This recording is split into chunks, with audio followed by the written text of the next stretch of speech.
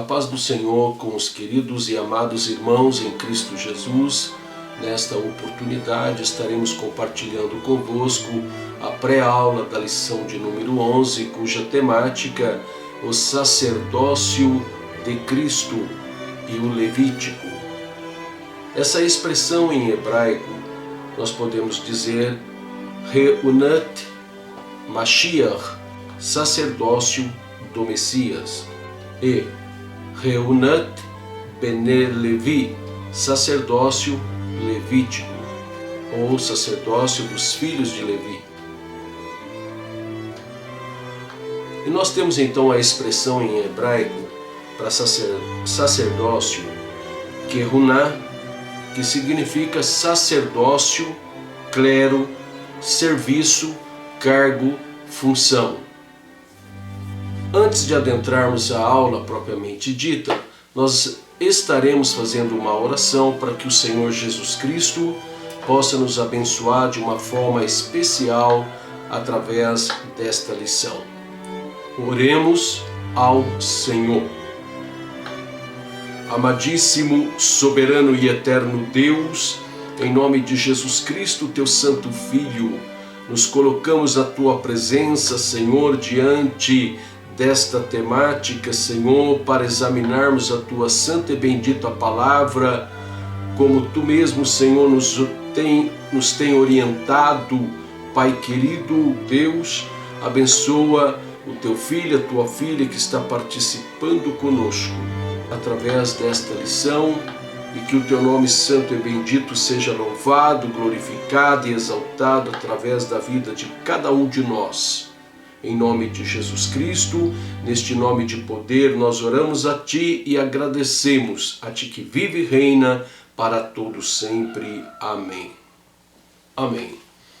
Louvado seja o nome do Senhor. Então nós iremos para o texto áureo, que diz: porque nos convinha tal sumo sacerdote, santo, inocente, imaculado, separado dos pecadores e feito mais sublime do que os céus. Hebreus capítulo 7, verso 26. Verdade prática: nosso grande e único sacerdote é Jesus Cristo. Ele intercede eficazmente em nosso favor diante do Pai. A leitura bíblica em classe está registrado em Êxodo capítulo 28, verso 1, Levítico capítulo 8, verso 22, Hebreus capítulo 7 e verso 23 a 28 e primeira epístola de Pedro capítulo 2, verso de número 9. Leamos a palavra do Senhor. Depois tu farás chegar a ti teu irmão Arão e seus filhos com ele, do meio dos filhos de Israel, para me administrarem o ofício sacerdotal, a saber, Arão e seus filhos, Nadab, Abiú, Eleazar e Itamar.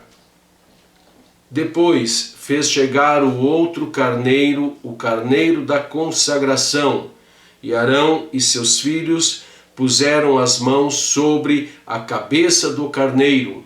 E, na verdade, aqueles foram feitos sacerdotes em grande número, porque pela morte foram impedidos de permanecer. Mas este, porque permanece eternamente, tem um sacerdócio perpétuo. Portanto, pode também salvar perfeitamente os que por ele se chegam a Deus, vivendo sempre para interceder por eles. Porque nos convinha tal sumo sacerdote, santo, inocente, imaculado, separado dos pecadores e feito mais sublime do que os céus, que não necessitasse, como os sumos sacerdotes, de oferecer cada dia sacrifícios, primeiramente por seus próprios pecados e depois pelos do povo, porque isso fez ele uma vez oferecendo-se a si mesmo. Porque a lei constitui sumos sacerdotes a homens fracos, mas a palavra do juramento que veio depois da lei constitui ao Filho perfeito para sempre. Mas vós sois a geração eleita, o sacerdócio real, a nação santa, o povo adquirido, para que anuncieis as virtudes daquele que vos chamou das trevas para a sua maravilhosa luz.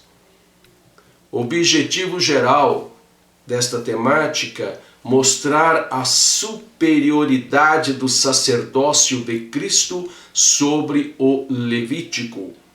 Objetivos específicos: explicar o processo de escolha dos sacerdotes, descrever a vestimenta sacerdotal para o serviço, expor sobre o sacerdócio de Cristo. Na introdução, vai nos mostrar que nós estaremos estudando durante esta temática a relação que há entre o sacerdócio de Arão ou araônico em relação ao sacerdócio cristão, ou particularmente de Jesus Cristo. E estaremos também examinando a roupa sacerdotal, as suas características, os seus pormenores, e também estaremos vendo que o sacerdócio, estaremos também meditando que, através de algumas passagens bíblicas que servirão de premissas para nós no exame desta palavra, e veremos que o sacrifício de Cristo, ou seu sacerdócio, foi superior ao levítico ou araônico. Então, vamos participar agora desta temática. Tópico de número 1. A escolha dos sacerdotes, baseado em Êxodo, capítulo 28, e o verso de número 1, que diz: Depois tu farás chegar a ti teu irmão Arão e seus filhos com ele, do meio dos filhos de Israel, para me administrarem o ofício sacerdotal, a saber, Arão e seus filhos Nadab e Abiú, Eleazar e Itamar. Então, diante desta passagem bíblica, nós detectamos que a escolha de Arão com seus filhos não fora uma escolha por parte de Moisés, mas Deus escolheu Arão e seus filhos para o sacerdócio. Muito bem. O primeiro item deste primeiro tópico: os sacerdotes precisavam pertencer à tribo de Levi. Uma vez afirmado isso, nós chegamos à conclusão, então, que todo sacerdote precisava ser da tribo de Levi. E bem verdade que nem todo levita necessariamente seria um sacerdote. Além disso, havia várias exigências que o tempo não nos permite descrever sobre aqueles que eram escolhidos como sacerdote. E nós vamos ver em Números, capítulo de número 1, verso 49 e 50, que diz: Porém, não contarás a tribo de Levi, nem tomarás a soma deles entre os filhos de Israel. Mas tu põe os levitas sobre o tabernáculo do testemunho, e sobre todos os seus utensílios, e sobre tudo que pertence a ele. Eles levarão o tabernáculo e todos os seus utensílios, e eles o administrarão, e acampar-se-ão ao redor do tabernáculo. Então, diante desses versículos, nós verificamos que todo tabernáculo, na sua montagem, na sua desmontagem, na sua mudança de um lugar para outro, estavam confiados em Levi, ou na tribo de Levi. Então, os levitas tinham muita atividade acerca do tabernáculo. Então, eles estariam incumbidos de cuidar, de zelar por tudo que se referia ao tabernáculo. Então havia muito trabalho para isso. Nós vamos para o item de número 2, características especiais dos levitas. Então havia duas características principais, ou duas características especiais dos levitas: o seu chamamento específico, a unidade que reinava entre eles. E isto é muito importante para o exercício do ministério sacerdotal. E trazendo para os tempos contemporâneos, então nós tomamos isto como exemplo, que nós também temos que ter uma unidade. Aliás, na própria oração sacerdotal, Jesus Cristo, ele rogou ao Pai para que nós fôssemos um só povo, houvesse uma unidade, assim como Jesus e o Pai são um. Isso é muito importante para o crescimento e o avanço da obra do Senhor nosso Deus. Aleluias. Nós vamos ler então João capítulo 17, verso 20 e 21.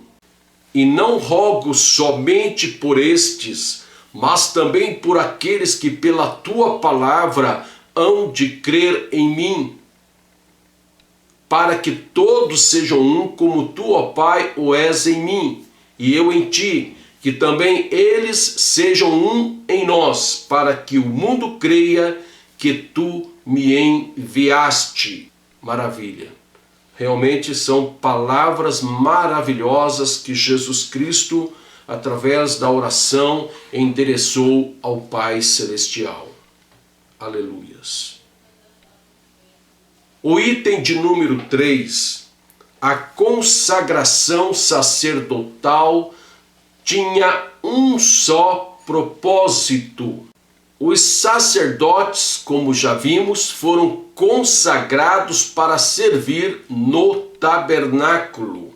Esta era a ocupação dos levitas, dos sacerdotes e do sumo sacerdote.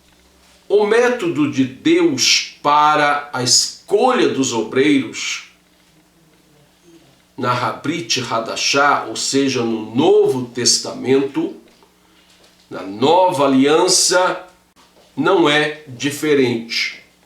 Nós vamos ler segunda epístola de Paulo a Timóteo, no capítulo 2 e o verso de número 4.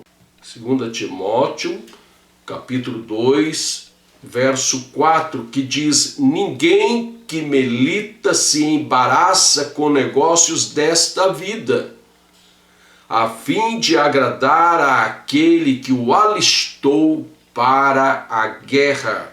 E é importante lermos o verso 5 também, que diz: e se alguém também milita, não é coroado se não militar legitimamente. Muito bem. Então o apóstolo Paulo, ele descreve aqui que nós, que estamos proposto a seguir o sacerdócio ou o pastorado para os nossos dias, não devemos nos embaraçar com as coisas deste mundo. Então é muito importante o pastor que quer exercer o seu pastorado não se embaraçar com as coisas seculares desta vida que venha prejudicar o exercício do seu pastorado. Então isto é um alerta para nós. Assim como os levitas tinham sua incumbência sacerdotal, ou daqueles que zelavam pelo tabernáculo, então eles tinham que ficarem focados no seu trabalho cotidiano. Para o tópico de número 2, vestimenta sacerdotal para o serviço. O item de número 1, simbologia da vestimenta sacerdotal. Êxodo capítulo 28 e o verso de número 2. Nós vamos ler esta passagem bíblica. E farás vestes sagradas a Arão, teu irmão, para glória e ornamento. Veja a palavra, para glória e ornamento. Então o sumo sacerdote, ele teria um diferencial em relação aos próprios sacerdotes. Porque Arão, então, ele era o sumo sacerdote. E esse diferencial chamava a atenção do povo, pois a unção de sumo sacerdote estava sobre Arão. Então isso fazia com que o povo pudesse ter realmente um grande respeito pelos sacerdotes e principalmente para com o sumo sacerdote. Nós vamos para o item de número 2, a túnica chamada éfode. Êxodo capítulo 28, verso de número 4, que diz: estas, pois, são as vestes que farão um peitoral e um éfode e um manto e uma túnica bordada, uma mitra e um cinto. Farão, pois, santas vestes para Arão, teu irmão, e para seus filhos, para me administrarem o ofício sacerdotal. Havia então uma roupa específica para os sacerdotes e para o sumo sacerdote, que certamente era diferente das pessoas comuns ali existentes. E isto nos chama a atenção. Será que na nova aliança não é a mesma coisa? Então nós, os que ministramos na casa do Senhor, é importante que se tenha um diferencial. É muito importante a cada um de nós em como nós nos trajamos na casa do Senhor. É claro que deve haver uma moderação quanto a isso, mas é importante que sejam vestes que agradam aos olhos do Senhor. Então, principalmente os obreiros da casa do Senhor. É muito importante nós fazermos uma reflexão sobre isso. Esta veste do sumo sacerdote, o éfode, era uma espécie de avental sem manga que cobria a frente e as costas, unido por tiras em cada ombro e por um cinto. Êxodo, capítulo 28, verso 6 a 8, descreve isto. Vamos fazer esta leitura. E farão o éfode de ouro e de azul e de púrpura e de carmesim e de linho fino torcido de obra esmerada. Verso 7. Terá 2 ombreiras que se unam às suas 2 pontas e assim se unirá. Verso 8. E o cinto de obra esmerada do seu éfode que estará sobre ele será da sua mesma obra, igualmente de ouro, de azul e de púrpura e de carmesim e de linho fino torcido. As tiras tinham engaste de ouro com pedras. Bom, o verso 9, e tomarás 2 pedras de ônix e gravarás nelas os nomes dos filhos de Israel, 6 dos seus nomes numa pedra e outros 6 nomes na outra pedra, segundo as suas gerações.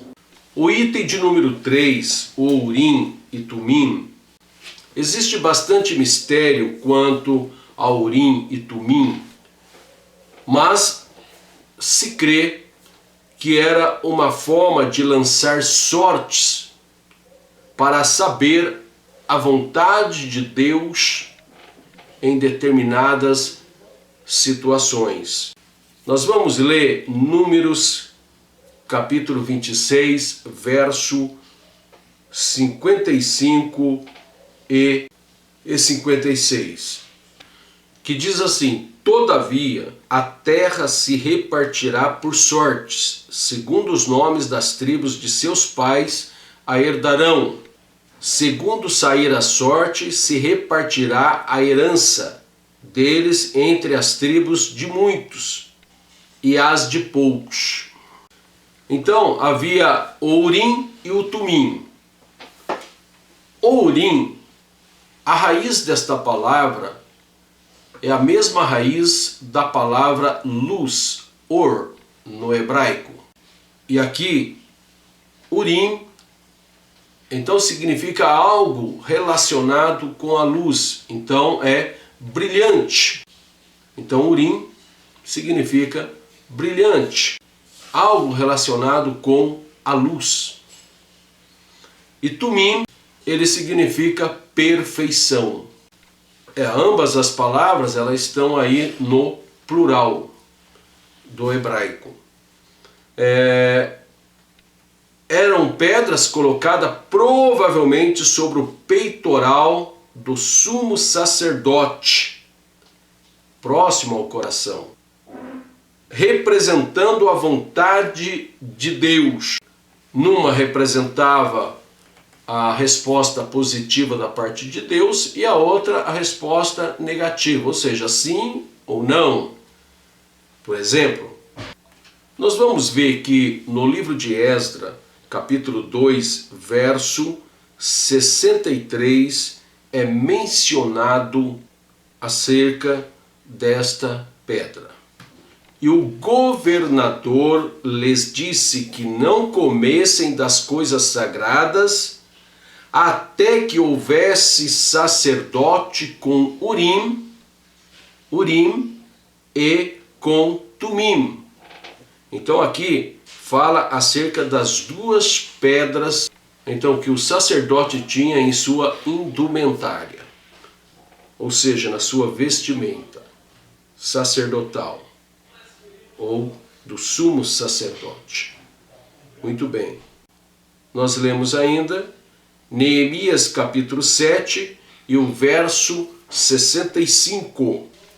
E o governador lhes disse que não comessem das coisas sagradas até que se apresentasse o sacerdote com Urim e Tumim. É interessante essa passagem bíblica, porque quando eles retornaram do cativeiro babilônico, então os levitas tiveram que provar que realmente eram levitas e que tinham registros de suas famílias nos livros genealógicos. E alguns não conseguiram provar.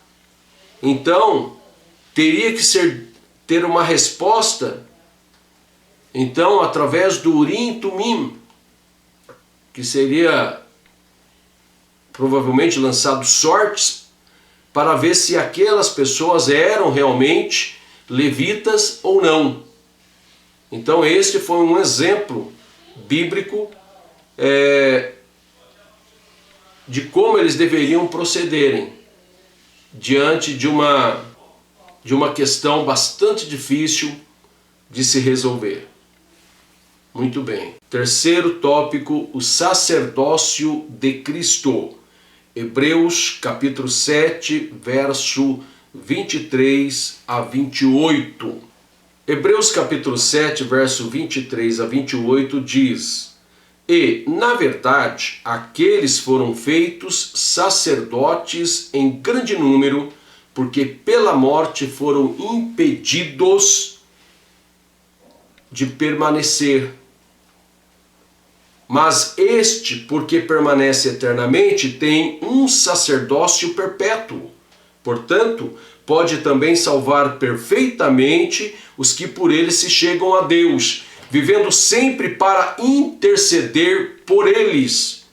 Porque nos convinha tal sumo sacerdote, santo, inocente, imaculado, separado dos pecadores e feito mais sublime do que os céus, que não necessitasse, como os sumos sacerdotes, de oferecer cada dia sacrifícios, primeiramente por seus próprios pecados e depois pelos do povo, porque isto fez ele uma vez oferecendo-se a si mesmo, porque a lei constitui sumos sacerdotes a homens fracos, mas a palavra do juramento, que veio depois da lei, constitui ao Filho perfeito para sempre.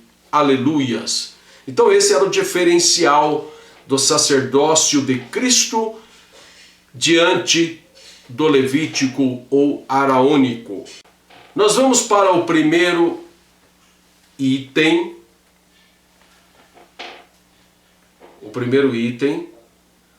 Um novo e perfeito sacerdócio. Então nós sabemos que o sacerdócio de Cristo era um sacerdócio segundo a ordem de Melquisedeque.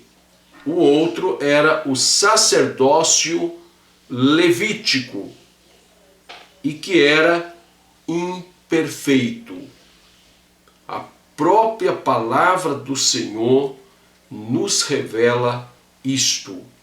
Hebreus capítulo 7 e o verso de número 11 diz: de sorte que, se a perfeição fosse pelo sacerdócio levítico, porque sob ele o povo recebeu a lei, que necessidade havia logo de que outro sacerdote se levantasse, segundo a ordem de Melquisedeque, e não fosse chamado segundo a ordem de Arão? O sacerdócio levítico, ele de fato era imperfeito. Tanto era imperfeito que ao longo da história dos filhos de Israel, por várias vezes, este povo se corrompeu. Os próprios sacerdotes se corromperam. Então ele não era perfeito. Mas o sacerdócio de Cristo, ele fora um sacerdócio, como permanece um sacerdócio perfeito, o que não acontecia com o anterior. E nós vamos esmiuçar um pouco melhor esta expressão em termos de imperfeito, o sacerdócio araônico, e perfeito, o sacerdócio de Cristo. O item de número 2 deste terceiro tópico traz: Jesus trouxe salvação perfeita.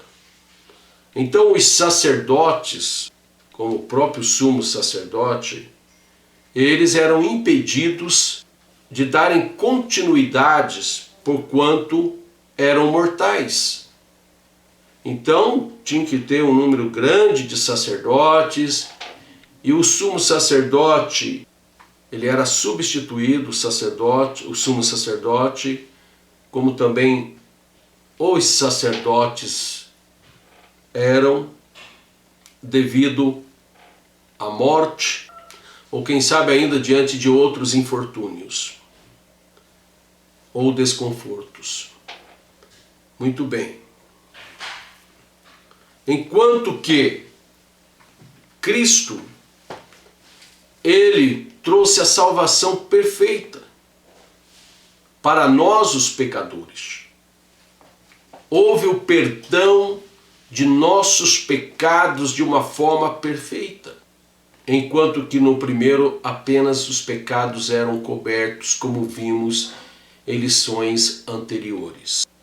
Nós vamos fazer a leitura de Hebreus capítulo 7, verso de número 26, que diz: porque nos convinha tal sumo sacerdote, santo, inocente, imaculado, separado dos pecadores e feito mais sublime do que os céus. Então Jesus, ele foi o sacerdote, ou é o sacerdote perfeito, porque ele ofereceu a si próprio como sacrifício pelos nossos pecados. Ele ofereceu a si mesmo. E o item de número 3 deste último tópico diz: Jesus, o mediador de uma melhor aliança. Na antiga aliança, tudo era perfeito. Mandamentos, estatutos e juízos. Mas o homem, enfermo pelo pecado, ele não conseguia cumprir. Então nós vamos ver que na dispensação da lei, o homem também falhou. Mas agora nós estamos na dispensação da graça, ou seja, através do sacerdócio de Jesus Cristo, que, como vimos, é segundo a ordem de Melquisedeque. Mas Jesus, sendo o perfeito, perfeito no seu sacerdócio, perfeito no cumprimento da lei e dos profetas, veio morrer então em nosso lugar, resgatando-nos do pecado. 1 João capítulo 1, verso 7 diz: se andarmos na luz como ele na luz está, temos comunhão uns com os outros, e o sangue de Jesus Cristo, seu Filho, nos purifica de todo o pecado. Veja que sacerdócio perfeito. Aleluias por isso. Graças a Deus. Aleluias. Que estamos livres de nossos pecados, que nos conduzia à morte, à perdição eterna. Jesus Cristo, ele se ofereceu a si mesmo para nos perdoar de nossos pecados. Vemos aqui em Romanos capítulo 5 e o verso de número 1, que diz: tendo sido justificados, ou Tendo sido, pois, justificados pela fé, temos paz com Deus, por nosso Senhor e Salvador Jesus Cristo. Olha o verso 2. Pela qual também temos entrada pela fé a esta graça na qual estamos firmes e nos gloriamos na esperança da glória de Deus. Que coisa maravilhosa! Somos justificados pela fé através do sacerdócio de Cristo, que é segundo a ordem de Melquisedeque. E nós, diante destes tópicos que nos serviu de premissas, nós então concluímos a passagem bíblica através da passagem bíblica de 2 Coríntios capítulo 5, verso 17. Assim que, se alguém está em Cristo, nova criatura é, as coisas velhas já passaram e eis que tudo se fez novo. Aleluias.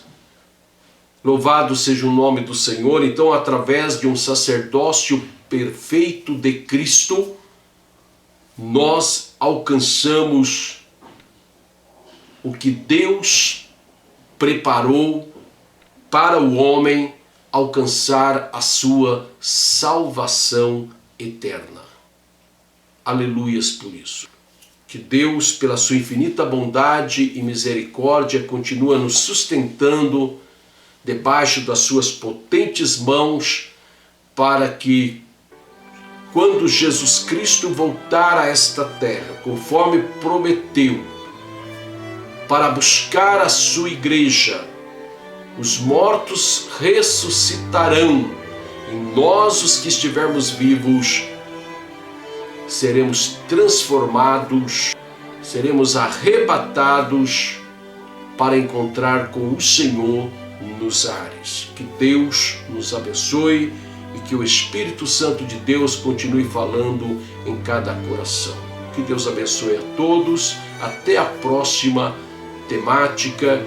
E se você não é inscrito no canal, se inscreva neste canal para você continuar recebendo os vídeos. Dê um like para nos ajudar também neste canal do YouTube. E que o nome de Jesus Cristo seja louvado sobre a vida de cada um de nós. A paz do Senhor.